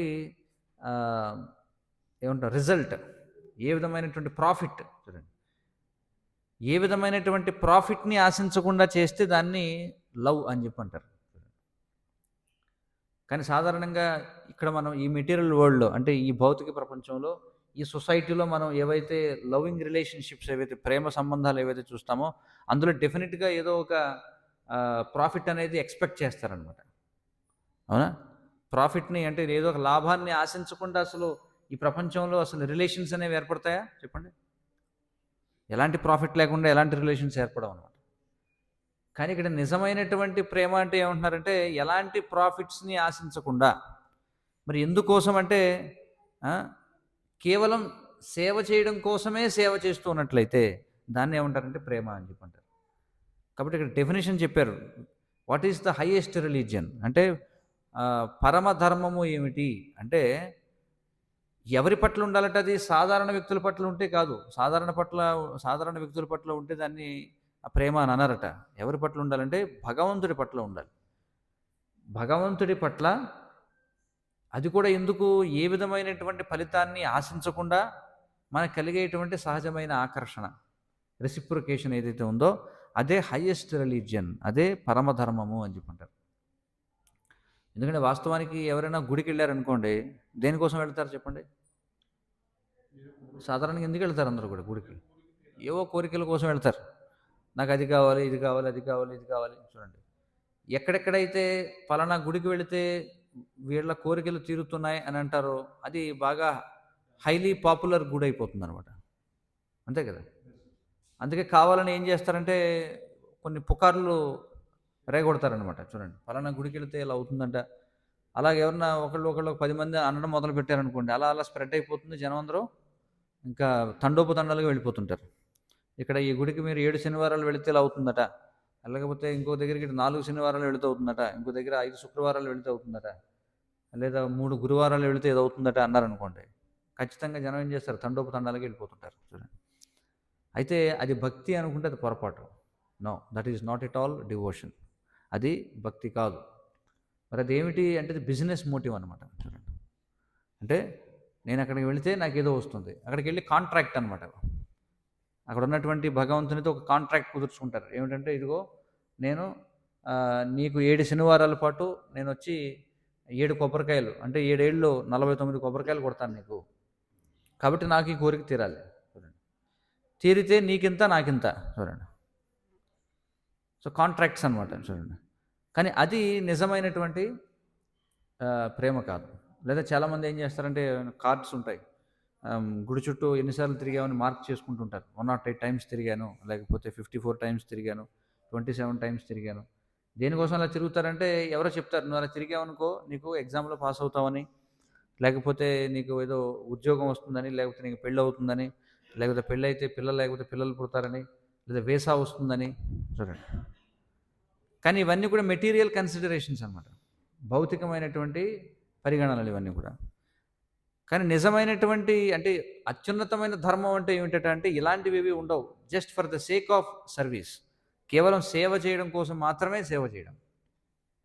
అది హైయెస్ట్ రిలీజియన్ అని చెప్పన్నారు. అది ఎలా ఉంటుందంటే ఇక్కడ చెప్తున్నారు, ఆత్మ యొక్క పూర్ణ సంతృప్తి కోసం అలాంటి భక్తియుత సేవ నిర్హేతుకము మరియు అవరోధరహితమై ఉండవలెను. చూడండి ఇక్కడ ఏమంటున్నారంటే మరి అలా చేస్తేనే పూర్తి సంతృప్తి కలుగుతుంది అని చెప్పి అంటున్నారు. అలాగే అలాంటి సేవ ఏదైతే ఉందో భగవంతుడికి చేసేది అది నిర్హేతుకం అంటే ఏదో ఒక కోరికతో చేసేది కాదు. అన్మోటివేటెడ్ అని చెప్పి అంటున్నారు. అర్థమైంది కదా? అన్మోటివేటెడ్ అంటే అన్కండిషనల్ అని చెప్పి అంటాం. అంటే ఎలాంటి షరతులు లేవనమాట. చాలా అడ్వర్టైజ్మెంట్స్ మనం చూస్తాం పేపర్లో, ఏదో ఒక పెద్ద ఆఫర్ వేస్తాడు. ఏముంటాడంటే 4 కొంటే 5 ఉచితం. చూడండి. బై 4 గెట్ 5 ఫ్రీ అని చెప్పి చివరిలో చిన్న స్టార్ పెడతాడు. ఆ స్టార్ కింద ఏమంటాడంటే కండిషన్ సప్లై అంటాడు. చూడండి. కానీ ఇక్కడ చెప్పేది అన్కండిషనల్. చూడండి. అంటే ఏదో ఒక షరతు మేరకు ఉండకూడదు అది. అలాగే అవరోధరహితమై ఉండాలి. అవరోధరహితం అంటే ఏమిటి? ఎలాంటి ఇబ్బందులు వచ్చినా సరే అది ఆగదన్నమాట ఆ సేవ. చూడండి. అంటే నాకు ఇబ్బంది కలిగితే నేను చేయను. అంటే ఈ కండిషన్స్ ప్రకారం ఇలా అయితేనే నేను చేస్తాను, ఇలా అయితే నేను చేయను. చూడండి. ఇలాంటి ఇబ్బందులు వస్తే నేను చేయను. నాకు ఎలాంటి ఇబ్బందులు లేనంత వరకు నేను వస్తాను. చాలామంది అంటుంటారు, ఏమో రావచ్చు కదా ప్రతి ఆదివారం కార్యక్రమానికి అనుకోండి, మీరు రోడ్డు వేయించినప్పుడు వస్తాం అని చెప్పంటారు. అది కండిషనల్ అనమాట. అంటే రోడ్డు బాగుంటేనే వస్తాం. అర్థమైంది కదా? సో ఏవో కొన్ని బెనిఫిట్స్ ఉండాలన్నమాట. చూడండి. అలా ఏదో ఒక కండిషన్స్ మీద లేదా ఏవో కొన్ని బెనిఫిట్స్ కోసం చేసేది ఏదైతే ఉందో అది ఉన్నతమైన ధర్మం కాదని చెప్పంటున్నారు. పరమధర్మం కాదు. ఇక్కడ మనకి ఎక్స్ప్లెయిన్ చేస్తున్నారు ఆచార్యులు. ఇంకా చెప్తున్నారు చూడండి. ఇక్కడ ఒక మొదటి ప్రశ్న ఏమిటంటే పూర్వం అంటే 5000 సంవత్సరాల క్రితం భారతదేశంలో మనం ఉత్తరప్రదేశ్లో నైమిషారణ్యం అని ఒక ప్లేస్ ఉందన్నమాట. దాన్ని నిమిష అని కూడా అంటారు. నైమిషారణ్యం అనే ప్లేస్లో 5000 సంవత్సరాల క్రితం అక్కడ ఒక డిస్కషన్ జరుగుతుందన్నమాట. కొంతమంది ఋషులకు అలాగే సూత గోస్వామి అనేటువంటి ఆయనకి మధ్య వాళ్ళు ఒక ప్రశ్న వేశారు సూత గోస్వామిని. ఏమని ప్రశ్న వేశారంటే అన్ని శాస్త్రాలని చూడండి పతిత జనులు లేదా జనసామాన్యం అర్థం చేసుకునే విధంగా చూడండి. అంటే కామన్ పీపుల్ ఎవరైతే ఉన్నారో, జనసామాన్యం ఎవరైతే ఉన్నారో వారు అర్థం చేసుకునేలా, వారు సులభంగా గ్రహించేలా అన్ని శాస్త్రాలని సమ్మరైజ్ చేసి చూడండి, సంగ్రహపరిచి వాటిలో ముఖ్యమైన విషయాన్ని చెప్పమని చెప్పి ఋషులు అడిగారు అనమాట. ఎందుకంటే మనం నిజంగా స్క్రిప్చర్స్ అంటే శాస్త్రాలు చదవాలంటే అన్లిమిటెడ్గా ఉన్నాయి, అనంతంగా ఉన్నాయన్నమాట. పురాణాలు 18 ఉన్నాయి, ఉపనిషత్తులు ముఖ్యమైనవే 108 ఉన్నాయి. మహాభారతంలో 11,11,11,000 శ్లోకాలు ఉన్నాయి. చూడండి, largest epic in the world అని చెప్పంటారు. ప్రపంచంలోనే అత్యంత పెద్ద గొప్ప కావ్యం ఏదంటే మహాభారతం. అలాగే రామాయణం ఉంది, 24,000 శ్లోకాలు ఉన్నాయి. భాగవతం ఉంది, 18,000 శ్లోకాలు ఉన్నాయి. ఇవి కాకుండా వేదాలు ఉన్నాయి, వేదాంగాలు ఉన్నాయి. అంటే మనం తెలుసుకోవాల్సిన నాలెడ్జ్ ఏమో అన్లిమిటెడ్గా ఉంది, కానీ మనకున్న టైం ఏమో లిమిటెడ్గా ఉంది. మరి ఇలాంటి పరిస్థితులలో అందుకే వాళ్ళందరూ ఏమడిగారంటే, చూడండి ఇప్పుడున్న పరిస్థితుల్లో ఎవరు కూడా అన్ని గ్రంథాలు చదవలేరు. ఎందుకంటే అందరికీ కూడా యాంగ్జైటీ, ఆందోళన, అసలు నెక్స్ట్ తర్వాత రోజు ఏమవుతుందో ఎవరికి గ్యారంటీ లేదు. ఇలాంటి పరిస్థితులలో మీరు అన్నీ చదివారు కాబట్టి మీరే సమ్మరైజ్ చేయండి అన్నీ కూడా. అంటే జనసామాన్యం అందరూ అర్థం చేసుకునే విధంగా, సులభంగా వాళ్ళు గ్రహించేలాగా అన్ని శాస్త్రాలని సమ్మరైజ్ చేసి ముఖ్యమైన విషయం చెప్పండి అని అడిగారు వాళ్ళంతా. మరి ఇక్కడ చెప్తున్నారు, మరి దానికి సమాధానంగా ఇక్కడ చెప్తున్నారనమాట. ఎవరు? సూత గోస్వామి మొదటి ప్రశ్నకి ఇక్కడ సమాధానం ఇస్తున్నారనమాట. మొదటి ప్రశ్నకి ఏమన్నారంటే, చూడండి అనేకమైన విషయాలు ఉన్నాయి శాస్త్రాల్లో, అనేకమైనటువంటి విషయాలు డిస్కస్ చేయబడ్డాయి, అనేక రకాల టాపిక్స్ డిస్కస్ చేయబడ్డాయి. కానీ అత్యంత ముఖ్యమైనటువంటి టాపిక్ ఏమిటి అది ఇక్కడ చెప్తున్నారు. ఏమిటంటే అత్యంత ముఖ్యమైనదంటే భగవంతుని పట్ల నిర్హేతుకము, అవరోధరహితం, అంటే అన్కండిషనల్ అండ్ అన్మోటివేటెడ్. చూడండి, ఆ విధంగా భగవంతుని పట్ల ఏ విధమైన కోరికలు లేకుండా, ఏ విధమైనటువంటి షరతులు లేకుండా భగవంతుని పట్ల ఉండే సహజమైనటువంటి సేవాభావం ఏదైతుందో అదే అన్నిటికంటే కూడా ఉన్నతమైన ధర్మము, ద బెస్ట్ రిలీజియన్ అని చెప్పాడు. ఎందుకంటే సాధారణంగా 2 రకాల ధర్మాలు ఉన్నాయన్నమాట. శాస్త్రాల్లో 2 రకాల ధర్మాలు ఉన్నాయి. అందులో ఒకదాన్ని ఏమంటారంటే ప్రవృత్తి మార్గం అని చెప్పి అంటారు, రెండవది నివృత్తి మార్గం అని చెప్పి అంటారు. ప్రవృత్తి మార్గం అంటే పాత్ ఆఫ్ ఎంజాయ్మెంట్, అది ఒకటైతే రెండోది పాత్ ఆఫ్ రినౌన్సియేషన్ అని చెప్పి అంటారు. అంటే ఒకటి భోగ మార్గం అన్నమాట, ఎంజాయ్మెంట్ కోసం. రెండవది ఏమిటి? నివృత్తి మార్గం, అంటే విడిచిపెట్టడం. ఒకటి పట్టుకోవడం, ఒకటి విడిచిపెట్టడం. ఏమిటి పట్టుకోవడం అంటే సెన్స్ ఎంజాయ్మెంట్ని పట్టుకోవడం కోసం చేసేదాన్ని ఒకటి, రెండవది ఎంజాయ్మెంట్ని విడిచిపెట్టేది ఒకటి. ఇలా 2 మార్గాలు చెప్పబడ్డాయి శాస్త్రాల్లో. భోగానుభవ మార్గం, రెండవది భోగత్యాగ మార్గం అని చెప్పన్నారు. ఈ రెండింటిలో భోగ మార్గం అంటే ఇది పాత్ ఆఫ్ ఎంజాయ్మెంట్ ఏదైతే ఉందో అది లో లెవెల్ అని చెప్పబడింది అనమాట. న్యూనము అంటే ఇది అధమమైంది. కానీ త్యాగ మార్గం ఏదైతే ఉందో, దేనికోసం త్యాగ మార్గం, అది ఉన్నతమైనది. చూడండి, path of renunciation and path of enjoyment. చూడండి, దేన్ని విడిచిపెట్టడం, త్యాగం అంటే దేన్ని త్యాగం చేయడం ఇక్కడ అంటే ఉన్నతమైన క్వాలిటీ దానికోసం అధమమైన క్వాలిటీ దాన్ని విడిచిపెట్టడం, అది ఇక్కడ చెప్పారు. ఎంజాయ్మెంట్ అంటే ఏమిటంటే మనకి మన సెన్సెస్కి ఆనందం కోసం రకరకాల వస్తువులను పట్టుకోవడం ఏదైతుందో అది మొదటి విధానం, అది పాత్ ఆఫ్ ఎంజాయ్మెంట్ అనమాట, అది భోగ మార్గం అన్నారు. రెండవది ఏమిటంటే, అంటే ఇక్కడ భోగం అంటే ఎలాంటి భోగం, ఇది మెటీరియల్లా లేకపోతే స్పిరిచువల్, అంటే ఆధ్యాత్మికమా భౌతికమా? పాత్ ఆఫ్ ఎంజాయ్మెంట్ అంటే ఏంటి? ఎంజాయ్మెంట్ జనరల్గా ఇప్పుడు సమాజంలో మనం చూస్తే ఎప్పుడైతే ఎంజాయ్ అనగానే అందరికీ మైండ్లోకి వచ్చేది ఏమిటి? ఆధ్యాత్మికం ఆలోచిస్తారా, భౌతికం ఆలోచిస్తారా? భౌతికం ఆలోచిస్తారు. రెండవది ఏమిటంటే పాత్ ఆఫ్ రెనౌన్సియేషన్, అంటే వదిలిపెట్టే మార్గం అంట. దేన్ని వదిలిపెట్టే మార్గం అంటే మెటీరియల్, అంటే భౌతికమైన దాన్ని వదిలిపెట్టే మార్గం. అదేంటి? భౌతికమైనది వదిలేస్తే ఇంక వాడికి ఏమొస్తుంది? ఆధ్యాత్మికమైనది వస్తుంది. అంటే ఉన్నతమైనది అంటే ఏమిటి? స్పిరిచువల్ హ్యాపీనెస్, స్పిరిచువల్ ఎంజాయ్మెంట్, అంటే ఆధ్యాత్మిక ఆనందం కోసం భౌతికమైన భోగాన్ని వదిలిపెట్టేది రెండో మార్గం. మొదటిది ఏమిటి? భౌతికమైన భోగాన్ని పట్టుకునే మార్గం. రెండవది భౌతికమైన దాన్ని వదిలిపెట్టే మార్గం. దేనికోసం? ఇది హయ్యర్ టేస్ట్ కోసం. చూడండి, ఇలా 2 మార్గాలు మనకి చెప్పబడ్డాయి. అయితే వాస్తవానికి మరి మన యొక్క ప్రస్తుత భౌతిక స్థితి ఏదైతే ఉందో, మనం ఉన్నటువంటి ఈ ఫిజికల్ స్టేట్ ఏదైతే ఉందో ఇది డిసీజ్డ్ స్టేట్ అని చెప్పంటారు, అంటే రోగగ్రస్త స్థితి అన్నమాట. ఇప్పుడు మనం రోగంతో బాధపడుతున్నాం మనం అందరం కూడా. మరి రోగము అంటే హెల్తీ స్టేట్ కూడా ఒకటి ఉంటుంది కదా, చూడండి, డిసీజ్డ్ స్టేట్, హెల్తీ స్టేట్, రోగగ్రస్త స్థితి, ఆరోగ్యకర స్థితి. ప్రస్తుతం మనం రోగగ్రస్త స్థితిలో ఉన్నాం. మరి హెల్తీ స్టేట్ ఏమిటి, ఆరోగ్యకర స్థితి ఏమిటంటే సచ్చిదానంద స్థితిని ఆరోగ్య స్థితి అని చెప్పంటారు. చూడండి, 3 పదాలు ఉన్నాయి: సత్, చిత్, ఆనంద. సత్ అంటే ఎటర్నల్, అంటే శాశ్వతమైన. చిత్ అంటే జ్ఞానము. ఆనందం అంటే అర్థమవుతుంది అందరికి కూడా. కాబట్టి శాశ్వతమైన ఉనికి ఇచ్చేటువంటిది, అలాగే సంపూర్ణ జ్ఞానాన్ని ఇచ్చేది, సంపూర్ణ ఆనందాన్ని ఇచ్చేది, దానినే ఏమంటారు, సచ్చిదానంద స్థితి అంటారు.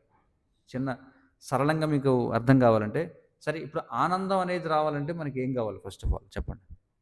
మనం ఆనందంగా ఉండాలి అంటే దానికి ముందు 2 ఉన్నాయి, ప్రీ రిక్విజిట్స్. అంటే చూడండి, అంటే పలానా రిజల్ట్ రావాలంటే ఇవి ఉంటే ఈ రిజల్ట్ వస్తుంది. ఇప్పుడు మనకి రిజల్ట్ ఏమిటి, ఆనందం కావాలి, హ్యాపీనెస్ కావాలంటే 2 కావాలి.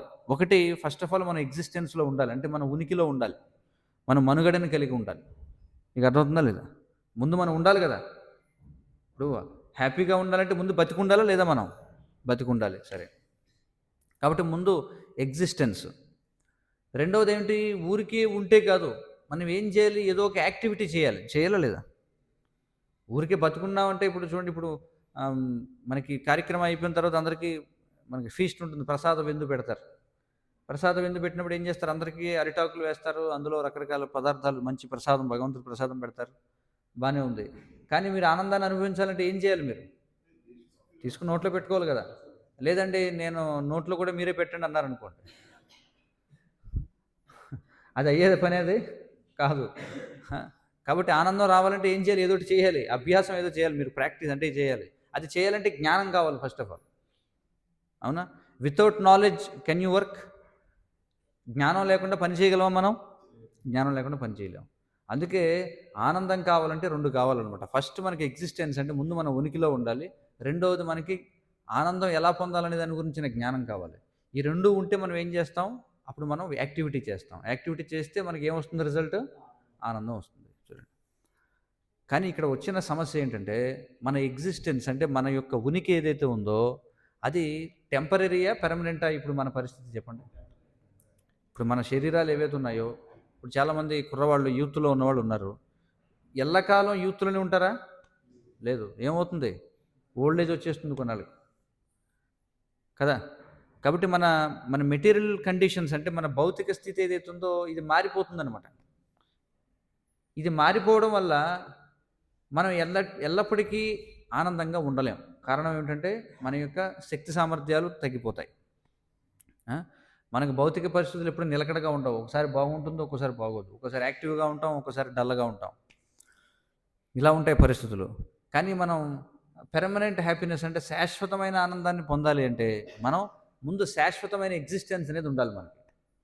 అలాగే మనకి సంపూర్ణమైనటువంటి జ్ఞానం ఉండాలి, శాశ్వతమైన ఉనికి ఉండాలి, సంపూర్ణమైన జ్ఞానం ఉండాలి. అప్పుడే ఎవర్ లాస్టింగ్ హ్యాపీనెస్ అనేది ఉంటుంది, శాశ్వతమైన ఆనందం అనేది ఉంటుంది. కానీ ప్రస్తుతం ఆ స్థితిలో ఉన్నాము మనం, లేము. అందుకే దీన్ని ఏమన్నారంటే డిసీజ్డ్ స్టేట్ అన్నారు, అంటే దీన్ని రోగగ్రస్త స్థితి అని చెప్పన్నారు. మరి మనం ఏం చేస్తుంటాం, సాధారణంగా అందరూ కూడా ఈ వ్యాధిగ్రస్త స్థితి నుంచి బయటపడడానికి అనేక రకాల ప్రయత్నాలు చేస్తూ ఉంటారు కదా. ఇప్పుడు మానవ సమాజంలో ఇప్పుడు సైంటిఫిక్ అడ్వాన్స్మెంట్ ఏదైతే ఉందో, టెక్నికల్ అడ్వాన్స్మెంట్, ఇది రీసెర్చ్ అండ్ డెవలప్మెంట్, రకరకాల పరిశోధనలు జరుగుతున్నాయి, ఇవన్నీ జరుగుతున్నాయి కదా. ఇవన్నీ దేనికోసం జరుగుతున్నాయి చెప్పండి? అల్టిమేట్గా దాని యొక్క ఏమిటి, దాని యొక్క గోల్ ఏంటి, దేనికోసం ఇవన్నీ జరుగుతున్నాయి? రీసెర్చ్ లేకపోతే ఇవన్నీ కూడా ఆనందం గురించే. అంటే ఇక్కడ ఏం చేస్తున్నారంటే చూడండి, భౌతిక స్థితి యందు క్లేశములను తొలగించుటకు వ్యర్థ ప్రయత్నములు జరుపబడుచుండును. చూడండి, ఈ తాత్కాలికమైనటువంటి పరిస్థితిని చక్కదిద్దడం కోసం అనేక రకాల వృధా ప్రయత్నాలు జరుగుతున్నాయి. చూడండి, ఆ విధంగా చేయబడే ప్రయత్నాల వల్ల కలిగే కష్టాలు తాత్కాలిక ఉపశమనం, మిథ్యాభావనలో ఆనందంగా భావించబడును అని చెప్పంటున్నారు. అంటే మనం ఏం చేస్తామంటే, ఇప్పుడు చూడండి, అందరూ కింద కూర్చున్నారు కదా, చాలామంది కింద కూర్చున్నారు, కొంతమందికి కింద కూర్చోనడం అలవాటు ఉండదు. కాబట్టి వాళ్ళు ఏం చేస్తారంటే కొంచెం ఆ పోస్చర్ మార్చుకోవాలన్నమాట. అంటే కాళ్ళు ఇలా ఉన్నాయనుకో, మళ్ళీ తీసి ఇలా పెట్టుకుంటారు, కాసేపు పెట్టుకుంటే ఏమవుతుంది, కొంత రిలీఫ్ వస్తుంది. కానీ అదే స్టేట్లో ఉంటే మళ్ళీ కొంతసేపటికి ఏమవుతుంది, మళ్ళీ బాధ కలుగుతుంది, మళ్ళీ పొజిషన్ మార్చాలి. చూడండి, అందుకనే దీన్ని ఎందుకని వృధా ప్రయత్నం అన్నారంటే, మీరు చేసేవన్నీ కూడా టెంపరరీ రిలీఫ్ కోసమే తప్ప శాశ్వత పరిష్కారం కాదు. సరే, కింద కూర్చొని ఒక వ్యక్తి కాళ్ళు లాగుతున్నాయి, కాళ్ళు చాపుకున్నాడు కాసేపు. కాళ్ళు చాపుకుని అలాగే కూర్చోగలడం, మళ్ళీ అలాగే కాళ్ళు చాపు కూర్చుంటే మళ్ళీ ఇబ్బంది వస్తుంది. మళ్ళీ ఇంకొక కాళ్ళు మడుచు కూర్చోవాలి. చూడండి, ఇవన్నీ ఏం చేస్తుందంటే తాత్కాలిక ఉపశమనమే ఇస్తుంది. దీన్ని మనం ఏమనుకుంటున్నామంటే ఆనందం అని అనుకుంటున్నాం. అంటే సింపుల్గా చెప్పాలంటే, the interval between two miseries is considered as happiness. అంటే రెండు దుఃఖాలకు మధ్య ఉన్నటువంటి విరామ సమయాన్ని మనం ఏమనుకుంటున్నాం, ఆనందం అని అనుకుంటున్నాం. మీరు ఒకసారి ఆలోచించండి. ఈ ప్రపంచంలో ఇప్పుడు మనం ఆహారం స్వీకరిస్తాం. ఆహారం స్వీకరించడం వల్ల ఏమవుతుంది, మనిషికి కొంత సంతృప్తి అనేది కలుగుతుంది. సంతృప్తి కలుగుతుంది. కలిగిన తర్వాత అది జీర్ణం అవ్వాలి కదా, అది జీర్ణం అవ్వాలి. మళ్ళీ అది జీర్ణం అయిన తర్వాత మళ్ళీ దాన్ని మళ్ళీ మనం ఎక్స్క్రీట్ చేయాలి, దాన్ని మళ్ళీ మల విసర్జన అనేది చేయాలి. మళ్ళీ తినడం కోసం మళ్ళీ మనం పని చేయాలి, ఇవన్నీ చేయాలి. అంటే రెండు ఆనందాలు ఉన్నాయి, కానీ అందులో మళ్ళీ ఏముంది, మధ్యలో దుఃఖం ఉంది. లేదా రెండు దుఃఖాల మధ్య ఆనందం ఉంది. అంటే ఈ ఇంటర్వెల్ టైమ్స్ ఏవైతే ఉన్నాయో, రెండు దుఃఖాల మధ్య ఉన్న ఇంటర్వెల్నే మనం సుఖం అని భ్రమిస్తున్నాం. అదే ఇక్కడ చెప్తున్నారు.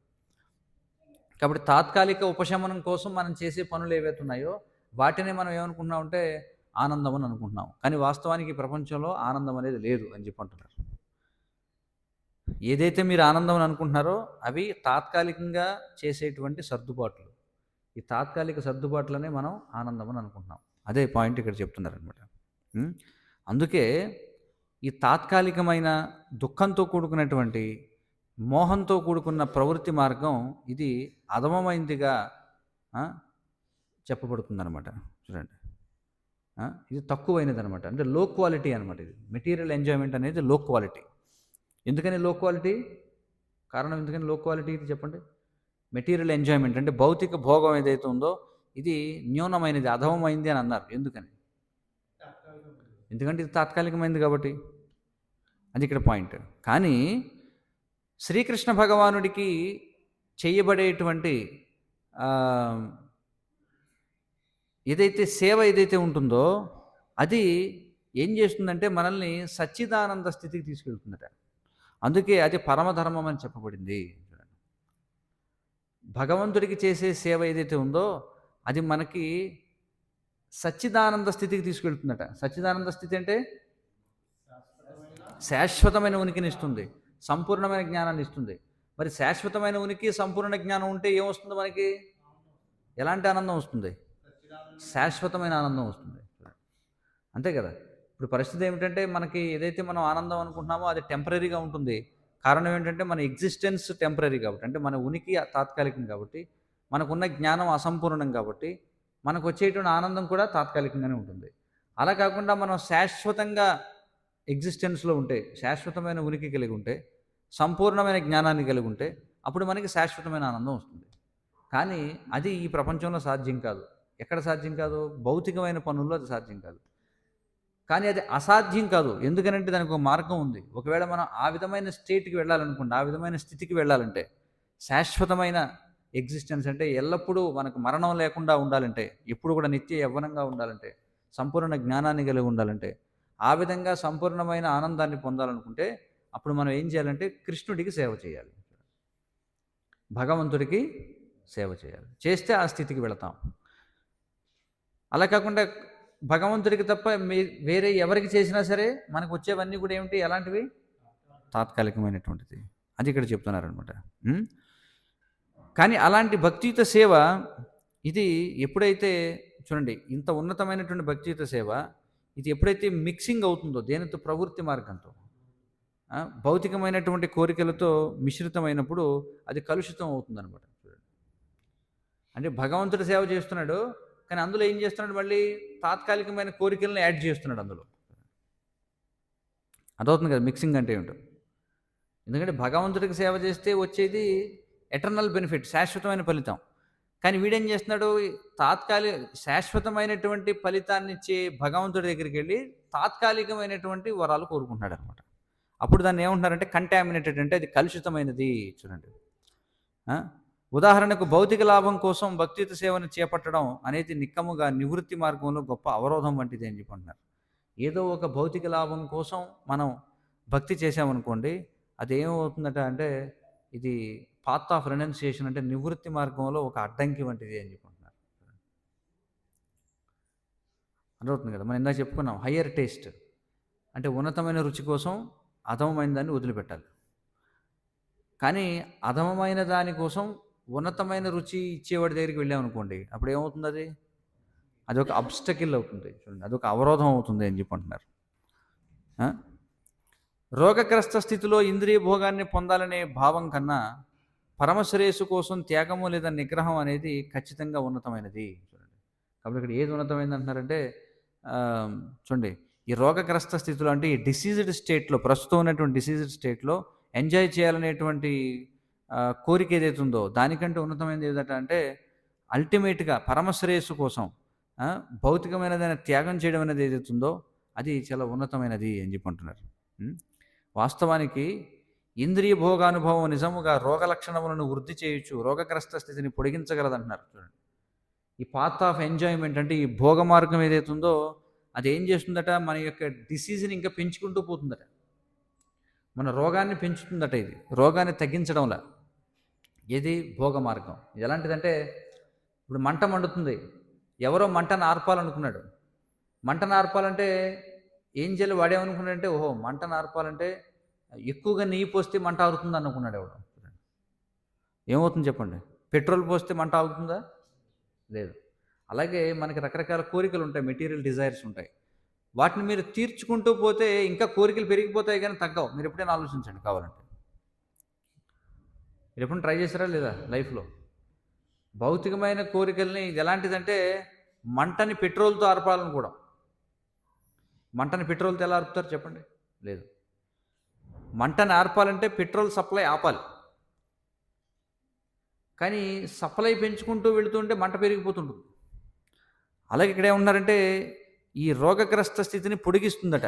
ఏది? ఇంద్రియ భోగానుభవం ఏదైతే ఉందో దాన్ని వృద్ధి చేయడం అనేది. అందుకే భగవంతుడికి చేసే భక్తియుత సేవ ఏదైతే ఉందో అది అత్యంత పవిత్రంగా ఉండాలి అని చెప్పంటున్నారు. భగవంతుడికి చేసే సేవ కొంచెం కూడా అందులో ఈ భోగాభిలాషం ఉండకూడదు అని చెప్పంటున్నారు. అంటే ఎంజాయ్ చేయాలనేటువంటిది ఏదో భౌతికమైనటువంటి భోగం కోసం మనం భగవత్ సేవ చేయకూడదు. అందుకని ప్రతి ఒక్కళ్ళు కూడా ఏం చేయాలంటే మనందరి యొక్క పరమధర్మమైన కృష్ణ భక్తిని, ఎలాంటి అనవసరమైన కోరికలు, లేకపోతే నాకు ఈ ఫలితం రావాలి అని చేసే కర్మలు, లేదా అనేక రకాల మెంటల్ స్పెక్యులేషన్స్ అంటే ఊహాగానాలు, ఇవన్నీ లేకుండా చేయాలి అని చెప్పి అంటున్నారు. పవిత్రంగా చేయాలి. ఇదొక్కటే మనిషికి ఏం చేస్తుందంటే మరి శ్రీకృష్ణుని యొక్క భక్తియుత సేవలో దుఃఖ ఉపశమనాన్ని ఇవ్వగలుగుతుంది. అలా చేస్తేనే మన యొక్క దుఃఖం అనేది, మన యొక్క మిజరీస్ ఏవైతే ఉన్నాయో ఇవి పూర్తిగా తొలగిపోతాయి. కానీ మిక్సింగ్ చేసామనుకోండి అది అవ్వదు అని చెప్పి అంటున్నారు. కాబట్టి ఇక్కడ ఏం చెప్తున్నారంటే మన యొక్క ఎగ్జిస్టెన్స్కి కారణం ఏదైతే ఉందో దాన్నే ధర్మంగా చెప్పవచ్చు. ధర్మం అంటే డెఫినేషన్ ఏంటి చూడండి. చాలాసార్లు ధర్మం ధర్మం ధర్మం ధర్మం అని అంటూ ఉంటాం. కానీ ధర్మం అనే దానికి డెఫినేషన్ ఏంటి ఇక్కడ చెప్తున్నారు అంటే ఒక వస్తువు యొక్క ఎగ్జిస్టెన్స్కి కారణమైనది, అంటే ఒక వస్తువు యొక్క ఉనికికి కారణమైన దాన్ని ధర్మం అంటారు. ఇప్పుడు పంచదారని పంచదారగా చేసేది ఏమిటి చెప్పండి? ఏం చేస్తుంది? పంచదారని పంచదార అని పిలవాలంటే అందులో ఉండాల్సిన ముఖ్య లక్షణం ఏమిటి? రంగా లేకపోతే రుచా? రుచి, తీపి, అంతే కదా. ఆ తీయదనమే పంచదారని పంచదారగా చేస్తుంది. కాబట్టి ఆ తీయదనం ఏదైతుందో అదే పంచదార యొక్క ధర్మం. చూడండి, ధర్మం అంటే చాలా సింపుల్గా అర్థం చేసుకోవచ్చు. ఒక వస్తువుని ఆ వస్తువుగా నిలబెట్టేది ఏదైతుందో అదే దాని యొక్క ధర్మం. రంగుతో పెద్దగా మనకి భేదం లేదు. ఇప్పుడు బెల్లం మీరు చూస్తే ఎరుపు రంగులో ఉంటుంది, లేదా మనకి బ్రౌన్ కలర్లో ఉంటుంది, లేకపోతే పసుపు రంగులో ఉంటుంది, లేదా తెలుపు రంగులో ఉంటుంది, రకరకాలుగా ఉంది. కానీ దాని రంగుని బట్టి కదా మనం డిసైడ్ చేసేది, దాని యొక్క టేస్ట్ని బట్టి. కాబట్టి దాన్ని బెల్లంగానో లేదా షుగర్గానో డిఫైన్ చేసేది ఏంటంటే దాని యొక్క టేస్ట్ అనమాట. అలాగే ఫైర్, నిప్పు ఉంది.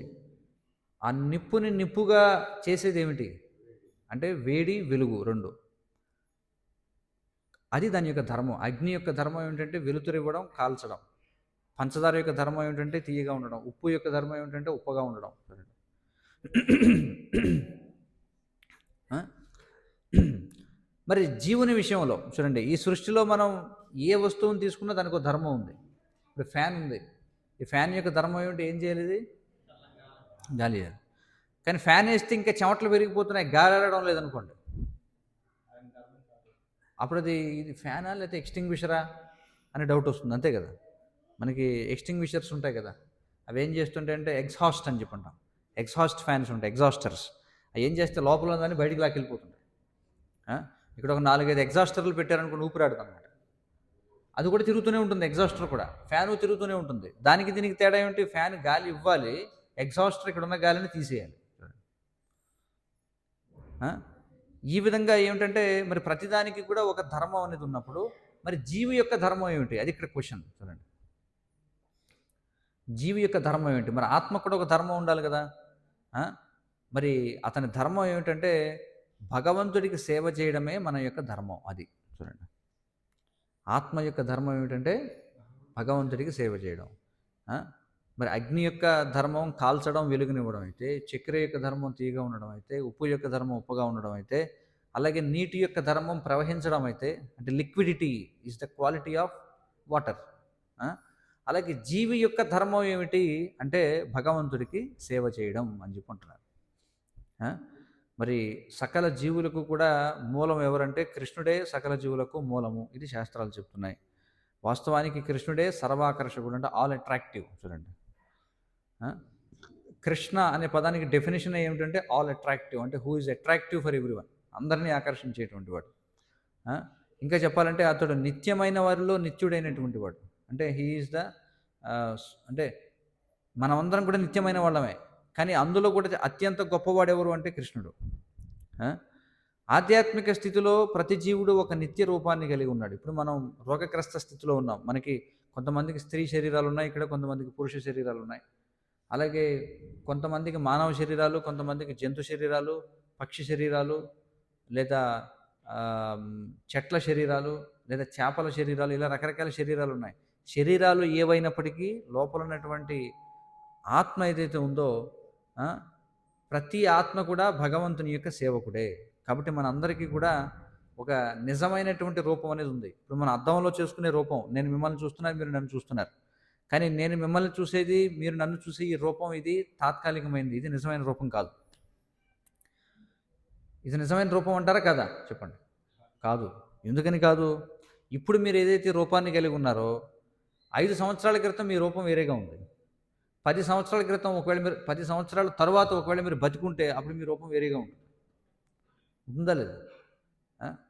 మీరు ఏదన్నా దేనికో అప్లికేషన్ పెట్టుకున్నారు, దరఖాస్తు చేశారు, వాడు పాస్పోర్ట్ సైజ్ ఫోటో ఇమ్మన్నాడు. మీరు ఏం చేశారంటే మీ 5 ఏళ్ల వయసులో ఉన్న పాస్పోర్ట్ సైజ్ ఫోటో పట్టుకెళ్ళి ఇచ్చారు వాడికి. ఇస్తే వాడు తీసుకుంటాడా లేదా? అదేంటి, ఎందుకు తీసుకుంటా? అది కూడా మీ రూపమే కదా, కానీ అది వేరే రూపం, అది వెళ్ళిపోయింది, ఆ రూపం లేదు. ఇప్పుడు ప్రజెంట్ టెన్స్లో ఉన్న రూపాన్ని ఇస్తేనే వాడు యాక్సెప్ట్ చేస్తాడు. కానీ ఇది కూడా పెర్మనెంట్ అంటే ఇది కూడా మారిపోతుంటుంది. అందుకే కదా ఆధార్ కార్డులో ఎప్పటికప్పుడు ఫోటో మార్చుకోండి అని చెప్పండి. కొంతమంది ఆధార్ కార్డు ఇంట్రడ్యూస్ చేసినప్పుడు చిన్నపిల్లలుగా ఉన్న వాళ్ళు ఫోటోలు దిగారు. ఇప్పుడు ఆ ఫోటోలో చూస్తే ఇదెవరు, మార్చుకోండి ఫోటో అని చెప్పంటాడు. అంటే ఆ రూపం పోయిందనమాట. కాబట్టి మన యొక్క రూపాలు మారిపోతూ ఉంటాయి. కానీ మన నిజమైనటువంటి రూపం ఏమిటంటే అంటే కృష్ణుని యొక్క సేవకునిగా మనకు ఒక ఒరిజినల్ ఫామ్ అనేది ఒకటి ఉంది. అది తెలుసుకోవడమే మన లైఫ్ యొక్క సక్సెస్ అనమాట కదా. ఇక్కడ కొంతమంది తెల్లగా, కొంతమంది నల్లగా, కొంతమంది లావుగా, కొంతమంది బక్కగా, కొంతమంది రకరకాల రూపాల్లో మనం ఉన్నాం. కానీ మన అసలైనటువంటి రూపం ఏంటంటే మనకు ఒక నిజమైన రూపం ఉంది. అదేమిటంటే కృష్ణుని యొక్క రిలేషన్లో భగవత్ సంబంధంగా మనకు ఒక రూపం అనేది ఉందన్నమాట. అది మన పెర్ఫెక్షన్ తెలుసుకోవాలి. చూడండి, మరి అలాంటి జీవులందరికీ కూడా కృష్ణుడే పరమాకర్షకుడు. మరి శ్రీకృష్ణుడు పూర్ణుడు కాగా ఇతరములైనవన్నీ కూడా అంశమాత్రములై ఉన్నవి. మనం అందరం కూడా ఆయన హోల్ అయితే, హోల్ అంటే WHOLE, హోల్ అంటే పూర్ణం. మనం ఆ పూర్ణములో మనం అంశలం అనమాట. చూడండి, అంటే భగవంతుడు అంటే కృష్ణుడు బంగారం అయితే మనం ఆ బంగారం నుండి తయారు చేయబడినటువంటి చిన్న చిన్న ఆభరణాలు లాంటి వాళ్ళం అనమాట. చూడండి, అలాగే భగవంతుడు సముద్రంలో ఉన్నటువంటి నీరు అనుకుంటే సముద్రం అనుకుంటే భగవంతుడు, అందులో ఉన్నటువంటి నీటి బిందువులు లాంటి వాళ్ళు మనమంతా. భగవంతుడు ఒక పెద్ద అగ్ని అని మనం అనుకుంటే, ఆ అగ్ని యొక్క నిప్పు రవ్వలం మనమంతా కూడా చూడండి. అది మనకి భగవంతుడికి ఉన్నటువంటి రిలేషన్, సంబంధం అనమాట. సో కృష్ణ ఈజ్ హోల్ అంటే కృష్ణ ఈజ్ కంప్లీట్ అంటే ఆయన పూర్ణము, మనం ఆ పూర్ణము యొక్క అంశలము చూడండి. మరి ఆ భగవంతుడికి మనకి ఉన్నటువంటి రిలేషన్ ఏంటంటే, మనం సేవ చేసేవాళ్ళం, భగవంతుడు సేవ చేయించుకునేవాడు. మరి ఈ రిలేషన్ ఏదైతుందో ఇది కంప్లీట్లీ స్పిరిచువల్ రిలేషన్ అనమాట. ఇది మెటీరియల్ రిలేషన్ కాదు. మెటీరియల్ రిలేషన్షిప్స్ అన్నీ కూడా బ్రేక్ అయిపోతుంటాయి కదా. ఇప్పుడు ఒక వ్యక్తిని తల్లి అన్నారనుకోండి, ఎంతవరకు ఆమె తల్లిగా ఉంటుంది? ఆమె తన పుత్రుడిని సేవించిన పుత్రుడు ఉన్నంత వరకే తల్లి తల్లి అవుతుంది. పుత్రుడు పుత్రుడిగా ఎంతవరకు ఉంటాడో తల్లి ఉన్నంత వరకే. భార్య భర్త అంటాం, భర్త భర్తగా ఎంతకాలం ఉంటాడో భార్య ఉంటేనే. అంటే ఈ ప్రతి రిలేషన్షిప్ కూడా టెంపరీ ఈ లోకంలో మీరు చూడండి. కానీ మనకి నిజమైన రిలేషన్షిప్ అంటూ అసలు ఏమన్నా ఉందా ఈ ప్రపంచంలో అంటే ఉన్నది ఒకే ఒక రిలేషన్షిప్. అదేమిటంటే భగవంతుడితో ఉన్న సంబంధం. ఏమిటది? ఆయన యజమాని, మనం సేవకులం. ఇది ఎటర్నల్ రిలేషన్షిప్. ఇది ఎన్నడూ కూడా మారనటువంటిది చూడండి. మరి ఆ రిలేషన్ ఏదైతుందో అది పూర్తిగా స్పిరిచువల్, ఆధ్యాత్మికమైన రిలేషన్షిప్ అది. అంతేగాని ఈ ప్రపంచంలో మనం చూసే ఏవైతే సంబంధాలు ఉన్నాయో దానికి పూర్తి వ్యతిరేకమైనటువంటిది అనమాట. అర్థమవుతుంది కదా. మరి ఇలాంటి సేవక భావము జీవునకు సన్నిహితత్వమున అత్యంత అనుకూలమైనది చూడండి. మరి ఇదే అన్నిటికంటే ఉన్నతమైనటువంటి రిలేషన్షిప్ ఏంటంటే భగవంతుడితో ఉన్నటువంటి సంబంధం. ఎందుకంటే భగవంతుడు శాశ్వతమైన వాడు, మనము శాశ్వతమైన వాళ్ళం. అంటే మన శరీరాలు కాదు, ఆత్మ, మనం శాశ్వతమైన వాళ్ళం. కాబట్టి భగవంతుడికి మనకున్నటువంటి సంబంధం శాశ్వతమైంది. మరి మనం ఈ రిలేషన్షిప్ అనేది ఎలా మనం రియలైజ్ అవ్వగలం? మనకి భగవంతుడితో సంబంధం ఉంది అనే విషయం ఎలా తెలుస్తుందంటే, ఎప్పుడైతే భగవంతుడికి సేవ చేస్తారో అప్పుడు సంబంధం ఉందనేది అర్థమవుతుంది అనమాట. సింపుల్ ఎగ్జాంపుల్ చూడండి. ఇప్పుడు చిన్నపిల్లవాడు వచ్చి అడుగుతాడు, నాన్న ఇదేమిటి తెల్లగా ఉంది, ఏమిటి ఇది అంటే, బాబు ఇది షుగర్, ఇది చక్కెర అంటారు దీన్ని. ఓ ఇది చక్కెర, మరి ఏమిటి అసలు దీని లక్షణం ఏమిటి అంటే, ఇది తీయగా ఉంటుంది అంటాడు తండ్రి. తీయదనం అంటే ఎలా ఉంటుంది నాన్న, ఒకసారి నాకు చూపిస్తావా అని చెప్పి అంటాడు.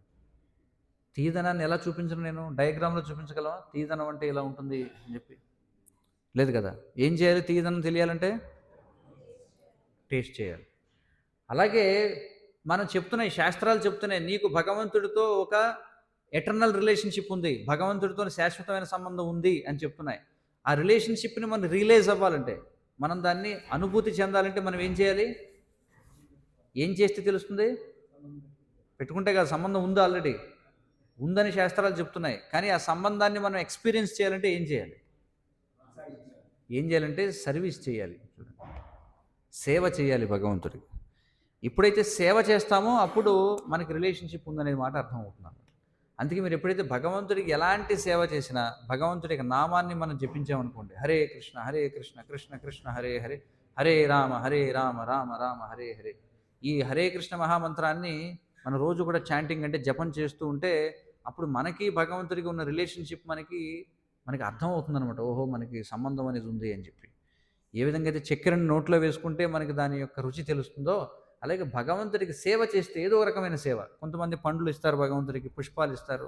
కొంతమంది భగవంతుడికి ఏదో ధన రూపంలో ఏదో సేవ చేస్తారు. కొంతమంది ఏదో మందిరాన్ని శుభ్రం చేయడం, లేదా పూలమాలలు కట్టడం, లేకపోతే అనేక రకాల డ్రైవింగ్ చేయడం, వంట చేయడం, కీర్తన చేయడం, లేకపోతే ప్రవచనం ఇవ్వడం, అనేకమైనటువంటి అంటే నెంబర్ ఆఫ్ సేవలు ఉన్నాయన్నమాట. అసంఖ్యాకంగా ఉన్నాయి సేవలు. కాబట్టి ఏదో ఒక సేవ మనం భగవంతుడికి చేస్తే అప్పుడు మనకి భగవంతుడికి సంబంధం ఉంది అనే విషయం మనకు అర్థమవుతుంది. సేవ చేయనంత వరకు మనకు అర్థం కాదనమాట. కనుక ఇప్పుడు మనం ఉన్నటువంటి పరిస్థితుల్లో మనం చేయాల్సిన పని ఏమిటంటే, మనం అందరం కూడా భగవంతుని యొక్క సేవలో మనం పాల్గొవాలి. పాల్గొంటే ఏమవుతుందంటే, అప్పుడు మన యొక్క డిసీజ్ ఏదైతే ఉందో, అంటే మన యొక్క వ్యాధి, ఇప్పుడు మనం ఏదైతే వ్యాధితో బాధపడుతున్నాం అంటే మెటీరియల్ కంటామినేషన్ చూడండి. భౌతికమైన సంబంధాలన్నీ కూడా తాత్కాలికమైనవే, అవునా కాదా చెప్పండి? తాత్కాలికమైనవే. ఎందుకంటే ఇవి శరీర తలంలో ఏర్పాటు చేసుకునేటువంటి సంబంధాలు, అంతేనే కదా. ఇప్పుడు స్త్రీ పురుషుల మధ్య ఆకర్షణ, అది ఆ ఆకర్షణ అనేది దేని ఆధారంగా వచ్చింది? శరీరం అనేటువంటి దానిపై ఆధారంగా. ఆమెది స్త్రీ శరీరం, యువతల వాడిది పురుష శరీరం. అంటే ఇది తాత్కాలికమైనటువంటి శరీరాల మధ్య సంబంధం, కానీ ఇది తాత్కాలికమైంది. కానీ వాస్తవమైనది, శాశ్వతమైనది ఏమిటి అంటే భగవంతుడికి జీవునికి మధ్య ఉన్నటువంటి సంబంధం. కాబట్టి మరి దాన్ని అనుభూతి చెందాలంటే మనం ఏం చేయాలంటే, ఇప్పుడు మనం ఈ రోగగ్రస్త స్థితిలో ఉన్నా, ఎలాగైతే మనకి వ్యాధి వచ్చినప్పుడు మనం మందు అంటే మెడిసిన్ తీసుకుంటే మనం హెల్తీ స్టేట్లోకి వెళతామో, అలాగే ఇప్పుడు మనం డిసీజ్డ్ స్టేట్లో ఉన్నాం. మరి ఈ వ్యాధిగ్రస్త స్థితి నుంచి బయటపడాలంటే మనం ఏం చేయాలి? మెడిసిన్ తీసుకోవాలి. ఆ మెడిసిన్ ఏమిటంటే భగవంతుడికి సేవ చేయడం. ఆ భగవంతుడికి సేవ చేస్తే అప్పుడు మనం ఏం చేస్తాం? మనం హెల్తీ స్టేట్కి తిరిగి మన ఆరోగ్యకర స్థితిలోకి మనం వస్తాం. మరి అదే మనిషికి క్రమంగా వాస్తవ జీవిత రహస్యాన్ని తెలియజేసి పూర్ణ సంతృప్తిని ఇవ్వగలదు అని చెప్పుకుంటున్నారు. కాబట్టి మీరు ఏం చేసినా సరే ఈ ప్రపంచంలో సంతృప్తిని పొందలేరు. మీరు కోట్ల రూపాయలు సంపాదించండి, ప్రపంచాన్నే జయించండి, లేదా ప్రపంచంలో ఉన్నటువంటి మొత్తం జ్ఞానం అంతా మీరు పొందండి, కానీ ఇవేవి కూడా మనకి సంపూర్ణమైనటువంటి సంతృప్తిని ఇవ్వలేవు. మనిషికి సంపూర్ణ సంతృప్తిని ఇవ్వగలిగింది ఒక్కటే, ఏమిటది? భగవంతుని యొక్క సేవ. కాబట్టి భగవంతుని యొక్క సేవ అనేక రకాలుగా చేయొచ్చు. ప్రారంభించడం ఎలా భగవంతుని సేవ అంటే, భగవంతుని యొక్క నామాన్ని జపించడం. హరే కృష్ణ కృష్ణ కృష్ణ హరే హరే, హరే రామ రామ రామ హరే హరే, హరే కృష్ణ. ఎవరికైనా ఏమైనా ప్రశ్నలు, క్వశ్చన్స్ ఏమైనా ఉన్నాయా? సందేహాలు, ప్రశ్నలు ఏమైనా ఉంటే అడగవచ్చు.